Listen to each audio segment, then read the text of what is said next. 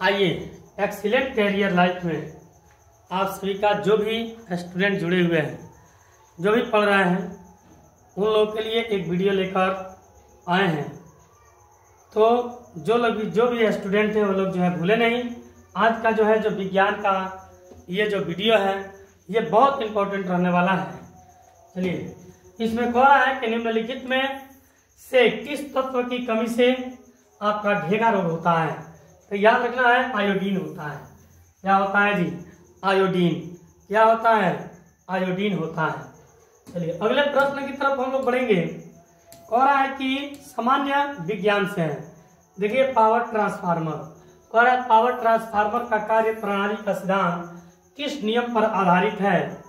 तो फैराडे का नियम, हुक का नियम, न्यूटन का नियम, आइंस्टीन का। तो याद रखेंगे, इसमें जो होगा आपका वह होगा आइंस्टीन। क्या होगा जी? सॉरी, आपके जो होंगे फैराडे, यानी पावर स्टेशन की जहां बात की जाए उसमें कौन थे जी? फैराडे। कौन थे? फैराडे थे। अगला जो प्रश्न था उसमें क्या बतलाया गया था? आपका जो है आयोडीन की कमी से घेगा रोग होता है। डी नंबर इसमें जो है आपका डी नंबर होगा आइंस्टीन। चलिए अगले प्रश्न की तरफ बढ़ेंगे। कह रहा है रडार सिस्टम में उपयोग की जाने वाली तरंग किस प्रकार की तरंगों का उदाहरण है। किस प्रकार की तरंगों का उदाहरण है? तो याद रखेंगे सूक्ष्म तरंगे। इसका होता है जी सूक्ष्म तरंगे होते हैं, जिनको याद रखना है। क्या करना है जी? सूक्ष्म तरंगे। देखिए, एक उड़ते हुए कह रहा है एक उड़ते हुए चक्के की प्रति सेकंड घूर्णन किससे मापी जाती है? किससे माप सकते हैं? एमीटर, एनोमीटर, और उसके बाद से हाईग्रोमीटर होता है, स्ट्रोबोस्कोप होता है। तो याद रखेंगे, इसमें जो होगा आपका अस्ट्रो यानी अस्ट्रोबोस्कोप होगा जी, जो डी नंबर ऑप्शन होगा। कौन सा ऑप्शन जी? डी नंबर ऑप्शन होगा, जिसको याद रखना है। क्या करना है? याद रखना है। निम्न में से कौन प्लाज्मोडियम परजीवी का वाहक है? प्लाज्मोडियम परजीवी का वाहक है, यानी मच्छर, मक्खी, चूहा, ये सभी हो सकते हैं। तो प्लाज्मोडियम का पूछा जाएगा तो मच्छर का होता है। किसका होता है जी? मच्छर का होता है, जिसको याद रखना है। समझ गया ना? मच्छर होता है। चलिए, वीडियो साफ चल रहा है, आप लोग भी याद रखें कि ये मच्छर होता है। चलिए अगले प्रश्न है सामान्य विज्ञान से। कह रहा है लोहे पर जंग लगना किस प्रकार की अभिक्रिया का उदाहरण है। तो याद रखेंगे, रासायनिक तो होगा नहीं, आपका रासायनिक अभिक्रिया होगा। क्या होगा जी? रासायनिक अभिक्रिया होगा, जिसको याद रखना है। कौन सी अभिक्रिया? रासायनिक अभिक्रिया होगा। अगले प्रश्न है, कह रहा है कि पृथ्वी के घूर्णन की गति कितनी होती है। घूर्णन की गति तो याद रखेंगे 28 किमी प्रति मीटर होता है, यानी 28 किमी। क्या होता है जी? 28 किमी प्रति मीटर होता है। क्या होता है? मीटर, जिसको याद रखना है। चलिए अगले प्रश्न है, कह रहा है कि 8 नंबर में निम्न में से, यानी निम्न में से किस वैज्ञानिक ने विकासवाद के सिद्धांत का प्रतिपादन किया। तो याद रखेंगे विकासवाद, यानी विकासवाद की तो मैक्सवेल नहीं होगा, ना न्यूटन होगा, ना जॉनसन, है डार्विन।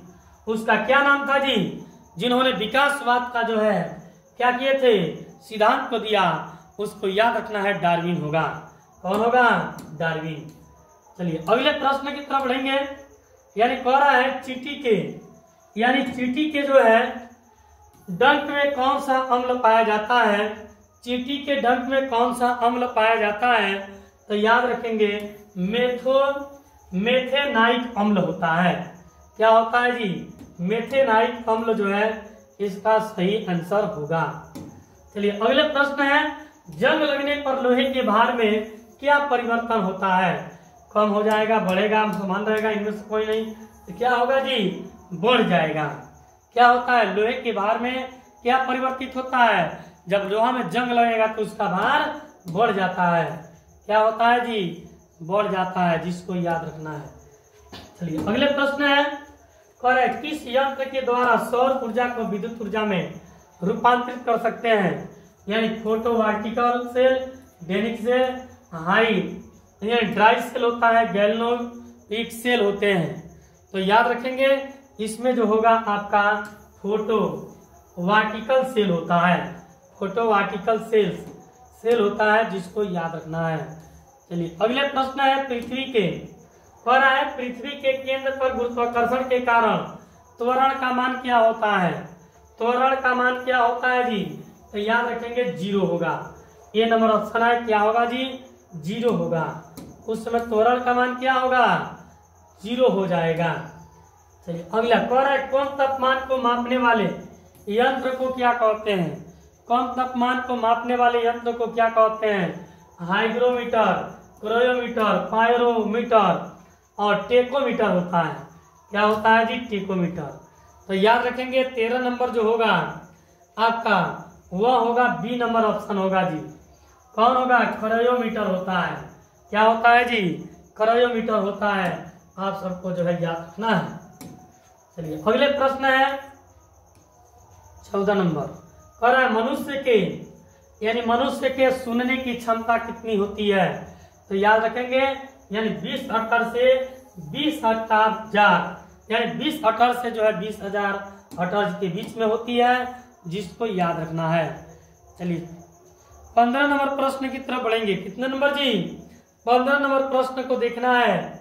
और यदि विवर्तन में लोहा, कागज, किसकी बात की जा रही है?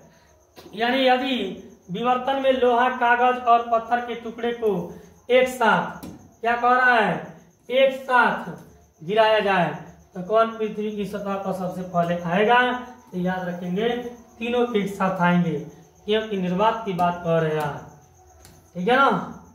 चलिए अगले प्रश्न है, कह रहा है निम्नलिखित में से कौन कांच का सबसे महत्वपूर्ण घटक है? कौन महत्वपूर्ण? यानी पटल, माइका, सिलिका और इनमें से कोई नहीं, इनमें से कोई नहीं। तो कांच का सबसे महत्वपूर्ण जो घटक होते हैं वे कौन सा होता है? यानी इस 16 में जो है आपका कितना होगा जी? याद रखेंगे सी होगा। कितना होगा? सिलिका जो होता है उसी में कांच का सबसे अधिक महत्वपूर्ण जो है घटक पाए जाते हैं। क्या होते हैं जी? घटक पाए जाते हैं। चलिए अगले प्रश्न है, कह रहा है पदार्थ का परमाणु सिद्धांत किस वैज्ञानिक ने दिया था? किसने दिया था? पदार्थ के मैक्सवेल, पास्कल, जॉन न्यूटन। तो याद रखेंगे इसमें जो देने वाले व्यक्ति थे वे जॉन डाल्टन ने ही क्या किया? पदार्थ के परमाणु सिद्धांत यानी वैज्ञानिक नाम दिया था। उस वैज्ञानिक का नाम क्या था जी? उसका नाम था जॉन डाल्टन। क्या नाम था? जॉन डाल्टन को जो है सभी लोगों को याद करना है, क्योंकि जॉन डाल्टन पदार्थ के परमाणु सिद्धांत जो है किस वैज्ञानिक ने दिया था? ऐसे सिद्धांत को जो है जॉन डाल्टन दिया करते थे। चलिए अगले प्रश्न है, कह रहा है वॉशिंग मशीन। वॉशिंग मशीन जो होता है कपड़ा खींचने वाला मशीन है जी, किस सिद्धांत पर कार्य करता है? तो सभी लोग याद रखेंगे अपकेंद्रीय, अभिकेंद्रीय, उपरोक्त दोनों, इनमें से कोई नहीं, इनमें से कोई नहीं। तो याद रखेंगे अपकेंद्रीय विधि होता है। कौन सा जी? अपकेंद्रीय विधि, जिसको याद रखना है। क्या करना है? याद रखना है। चलिए अगला प्रश्न है आघूर्ण। और आघूर्ण बल की एसआई मात्रक क्या है? आघूर्ण बल का, तो इसके लिए याद रखिएगा आपके जो होंगे वह न्यूटन मीटर होता है जी। क्या होता है? इसको लगाया जाता है न्यूटन मीटर होता है, जो आघूर्ण बल का एसआई इकाई है। अगले प्रश्न है, कह रहा है कि अल्जाइमर रोग मानव शरीर के किस अंग को मुख्य रूप से प्रभावित करता है? तो याद रखिएगा प्रभावित करने की बात आ जाए तो मस्तिष्क होता है। क्या होता है? हृदय भी नहीं होगा, ना स्थित होगा, ना आपका फेफड़ा होगा। क्या होगा? उस परिस्थिति में आपका मस्तिष्क ही काम करेगा। क्या करेगा जी? मस्तिष्क आएगा। चलिए अगला प्रश्न है, कह रहा है अस्थि मज्जा में रुधिर कणिकाओं के निर्माण को क्या कहा जाता है? क्या कहते हैं जी? तो याद रखेंगे आपका जो है हेमोटोपाइसिस होता है, जिसको याद रखना है बी नंबर ऑप्शन उसका सही होगा। चलिए अगले प्रश्न है, कह रहा है कि फ्लोरोसेंट लैंप में चौक का उपयोग का जो है मुख्य उद्देश्य क्या है? विद्युत धारा के प्रभाव को कम, विद्युत धारा के प्रभाव को बढ़ाना, विद्युत धारा को कम करना, अधिक करना, ठीक है ना, बढ़ाने की बात की जा रही है। तो याद रखिएगा इसमें विद्युत धारा के प्रभाव को कम करने के लिए होता है, इसके लिए विद्युत धारा के प्रभाव को कम करना। चलिए अगले प्रश्न है, और यदि किसी तत्व का क्या जी, यदि किसी तत्व का परमाणु क्रमांक बराबर है लेकिन परमाणु भार अलग अलग है तो उस तत्व को क्या कहते हैं? यानी समभारिक, समस्थानिक, समन्यूट्रॉनिक, इनमें से कोई नहीं। यानी 23 नंबर में याद रखेंगे आपका जो होगा वे समस्थानिक होगा। क्या होगा जी? समस्थानिक होगा, जिसको याद रखना है। चलिए अगला प्रश्न है, निम्न में से किन कारणों को, यानी निम्न में से किन कारणों का उत्सर्जन रेडियो एक्टिविटी के दौरान नहीं किया जाता है? यानी किस किरण को, अल्फा, गामा, बीटा, कैथोड, किस किरण को नहीं करते हैं जी? तो याद रखेंगे कैथोड किरण का प्रयोग जो है आपके उत्सर्जन रेडियो एक्टिविटी के दौरान नहीं किया जा सकता है। क्या करेंगे जी? उस समय नहीं कर सकते हैं। चलिए अगला प्रश्न है, कह रहा है पीयूष ग्रंथि मानव शरीर के किस अंग में स्थिर होती है? तो याद रखिएगा इसमें भी आपका कितना होगा? 25, यानी 25 का मस्तिष्क ही होगा, जो एक ही प्रश्न 2 बार दे दिया गया है, लेकिन मस्तिष्क होगा। क्या होगा जी? मस्तिष्क।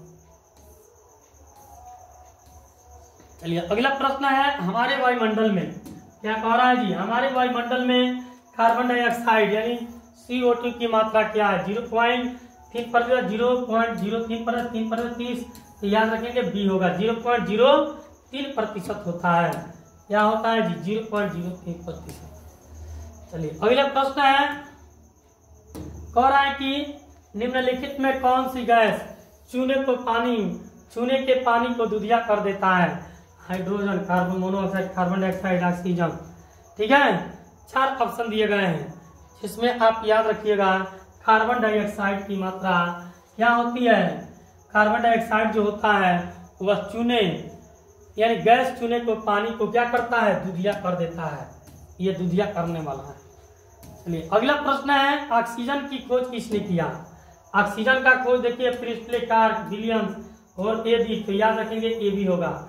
कार्ल मार्क्स ने भी किया, प्रिस्टले ने भी किया, विलियम हॉर्वे ने जो है नहीं किया था, इन्होंने ही नहीं किया था। तो इसलिए आपका डी नंबर ऑप्शन बनता है, डी को जो है याद रखें। चलिए अगले प्रश्न है, कह रहा है कि कितनी ऊंचाई पर ऑक्सीजन की मात्राएं नगण्य हो सकती है? 50 किलोमीटर, 80, 100, 120। कितना जी? 120 दिया हुआ है। तो याद रखेंगे 120 किलोमीटर की ऊंचाई पर ऑक्सीजन की मात्राएं क्या होती है? नगण्य हो जाती है। कितने पर होती है जी? 120 पर होता है। कितना पे? 120, यानी किलोमीटर की दूरी पर आकाश में जाएंगे तो उस परिस्थिति में ऑक्सीजन की मात्रा क्या होगी? नगण्य हो जाएगा। क्या होगा जी? नगण्य हो जाएगा। चलिए अगला प्रश्न क्या है, हमारे पृथ्वी का वायुमंडल कितने भागों में बटा हुआ है? तो 5 भागों में बटा हुआ है जी। कितने भागों में? 5 भागों में बटा हुआ है। कहते हैं जिंदगी में आगे बढ़ना है तो अपने जीवन में हौसला रखिए, तभी जाकर जो है एक अच्छे इंसान बन सकते हैं। ठीक है, चलिए आज के लिए वीडियो में इतना ही। फिर कल एक नए अंदाज और नए जुनून के साथ मिलेंगे, तब तक के लिए